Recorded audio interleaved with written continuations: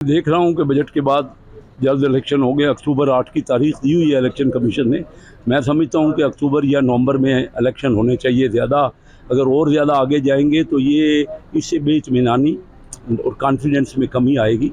और मैं ज़ाती तौर पे ये मुझे पता नहीं पार्टी की क्या पोजीशन है, लेकिन मैं ज़ोर दूंगा पार्टी पे कि इलेक्शन टाइम पे होने चाहिए। पहले मैं सवा साल पहले ये कहता था कि वेंटिलेटर पे मरीज़ है, वो इलेक्शन का टाइम नहीं था जब इमरान खान साहब, उसकी वजह से टर्माइल पैदा हो गया। पूरा ये साल बड़ी तकलीफ़ में हमें गुजारना पड़ा। मैं समझता हूँ कि इलेक्शन हो गया, और इलेक्शन अगर हो गया और फिर आपस में बातचीत होनी चाहिए।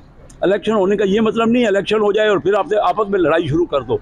हमारे मुल्क का प्रॉब्लम ये है कि इलेक्शन जो भी होता है मानता नहीं है जो हार जाता है।